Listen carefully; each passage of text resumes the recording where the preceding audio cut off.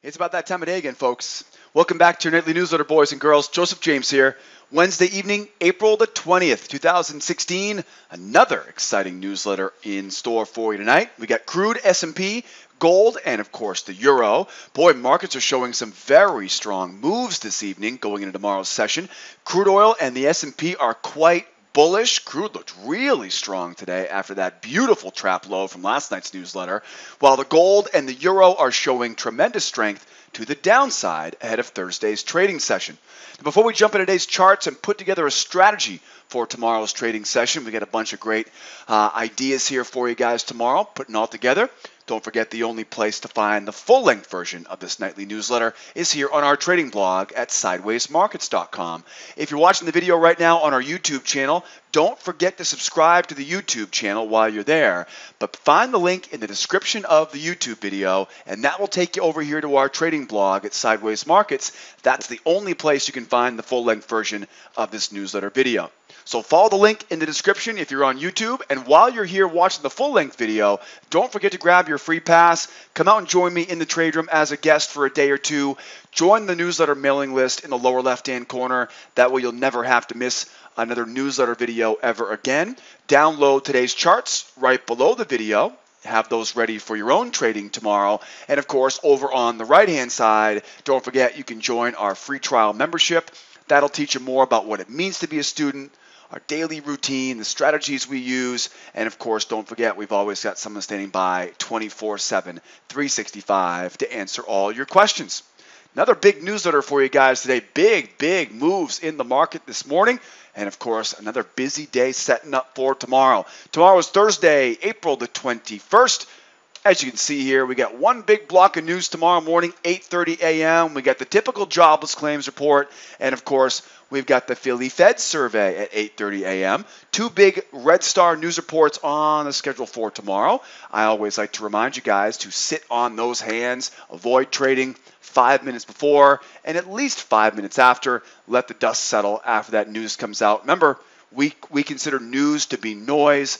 Volatility does kick up, and even though there's more volume during news times, the liquidity is what really is the most dangerous part. And remember, you can't practice trading those big news breakouts on a simulator. So the only way you can really get the good feel for trading around news is to put real money at risk. And boy, what an expensive test that usually is. At least it is for most traders. So tomorrow morning, 8:30 a.m. Eastern Time.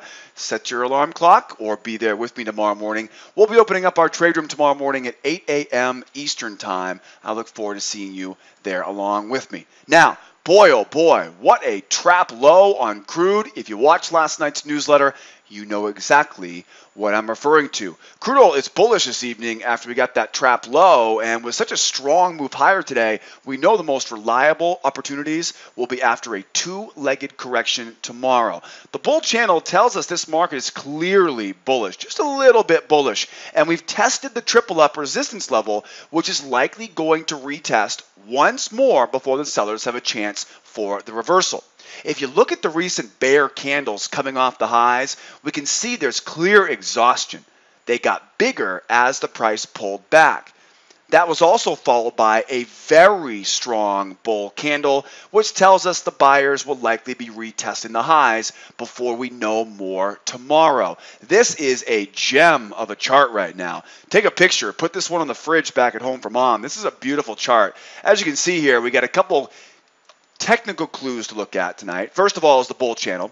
The bull channel clearly tells us here, right, what our direction is here. And if it didn't fit so well, I would say I don't really like drawing it off of that low, but it's just, there's no other way to really make it look so good. So as you can see here, beautiful bull channel. Now, of course, when you see a bull channel like this, the odds of getting a trap low at any of these support levels and then back to the high are about 85%. So you get a very high likelihood when you see a bull channel like that. When we break free of that bull channel, it's a very high likelihood we're going to continue all the way back up. Now, the second clue I see on this is the triple up. Now, triple ups, just like double ups and measured moves, when we go into an area of resistance in a strong bull market, Do you think the bulls are going to stop being so bullish just because there's one level of resistance? No, probably not. Most measured moves, most areas of resistance such as measured moves, double ups, triple ups, symmetries, things like that, you're usually going to see that double top. You're usually going to see the market try one more time just to really run out any of those weak hand sellers because, I'll bet there were a lot of sellers that don't watch my newsletter. And they probably sold just because it was resistance. They said, well, I was told to sell resistance. Guys, remember, we can't rely on resistance just to sell in a bullish market. Wait to get proof it becomes a bearish market, lower low, hold a pullback, and then we can look to be selling. This is one of those times where you look at this chart, you can easily see this nice little bear candle right off that triple. I mean, literally to the tick. And so you would assume a lot of sellers probably sold it. I would assume a lot of buyers probably took their profit as well. But, it's probably not going to stop these bulls from getting one more, at the very least, one more push higher. The next thing is what really tells me this price is, I don't want to say the word guarantee. There's no guarantee in anything in this world. But it's about as close to being a stamp of guarantee this price is going back to that high. And you got to zoom in a little bit closer on this one. And that is the exhaustion candles. Now, as you can see here, these candles, the red candles, 1, 2, and 3, they get bigger as they go. That's typically a sign of exhaustion. Okay, this reminds me back in the old days when the pit was around, and when the noise got really loud, it was usually the continuation of a move. But when it got rock concert loud, right? When it got 747 jet engine loud, that's when you knew both sides of the market were on and it was exhaustion. It was likely going to trend, right? It was likely going to change directions. So that exhaustion reminds me of the old pit noise. Getting loud is one thing, but getting deafening loud, that's what you kind of see in those candlesticks, right? The roar keeps getting bigger and bigger and bigger. And then all of a sudden, right now, what's happening is people, of course, are buying into it now as it goes lower. So those exhaustion candles, very, very important because look what follows afterwards. This beautiful green candle. Does that look like a candle that the buyer is going to back away from? Does that look like a buy candle that says, I don't know about this? Does that look wishy-washy? Does that look like there's any conviction there? Absolutely. Tons of conviction. So when we see the situation right now, we hit a one tick, right, literally to the tick, triple up. We know we have a bull channel. We know we have that measured move, that symmetrical area. It's begging to be re-hit again. And then we see exhaustion candles on the pullback followed by just the most, it didn't close at its high. It closed one tick off its high. That is a beautiful buy signal. So it's going to be pretty tough for those bulls not to buy this market, right? So we know we're expecting to see that next leg up. That's what we can definitely count on. But let's talk about this. Here's what the bulls want to see, and here's what the bears want to see. First of all, the bulls would love to see a trap low. Now, for all intents and purposes, this thing can do whatever the heck it wants to do. But these bulls would love to see a break below one of these support levels, trap low, seller failure, and right back up. That would be the ideal. We talked about it last night on the newsletter from last night's video.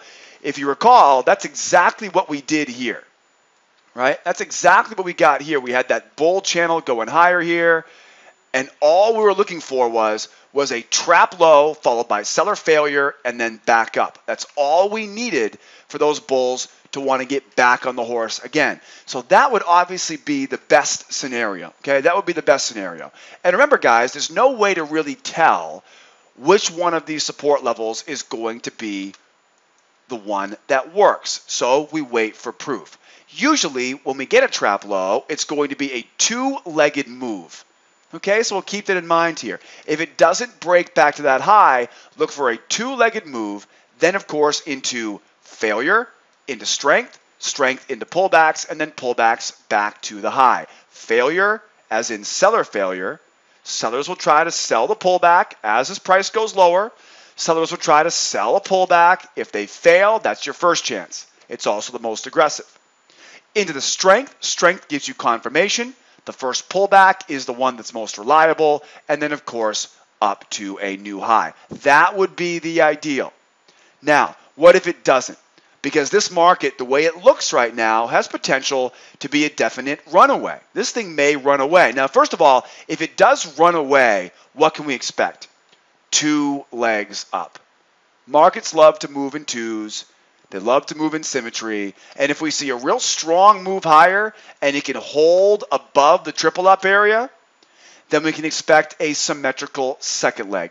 Anytime you see a strong move after a pullback, you can usually expect the buyers who missed that strong move to try to buy the next one.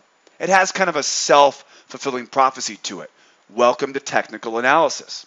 Now, that's exactly what we're looking for the next option. So the best scenario for the bulls is a trap low. Again, we saw a great example of it. We talked about it in last night's newsletter. The next thing would be seller failure above the triple up. What we have to remember is if we do push higher here, there are going to be quite a few sellers that are going to scale into this, thinking that this market now is going to run out of gas.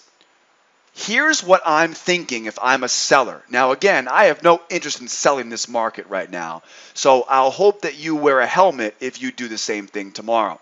Most important thing, though, is if I'm a seller, put yourself in the shoes of the sellers. Remember, it's not just enough to have a plan, you've got to put it into action using a little bit of market psychology. And that's exactly why we tell all of our students, think about both sides. What if you were a seller at the high? Well, if I was a seller at the high, I would probably let it go against me once. But if it went against me twice, I'd be out of this move faster than I can push the buy button, right? So let it go against them once.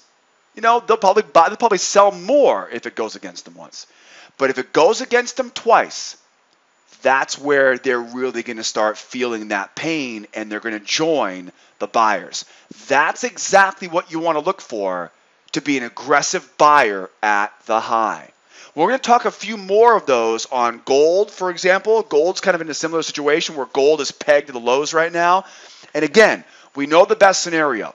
Trap low, seller failure, strength, pullbacks back to a high. That's the easy one. If it goes higher, though, put yourself in the shoes of the sellers.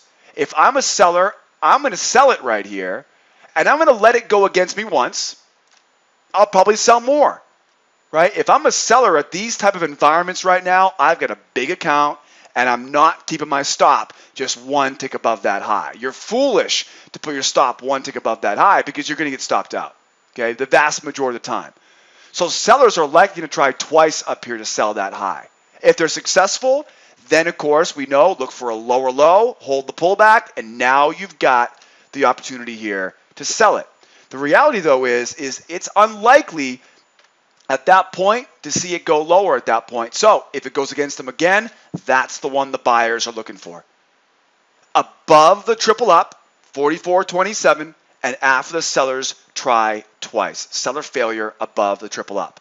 Now, if we happen to make it back below that triple up, now we have a chance now for the sellers to hold and go.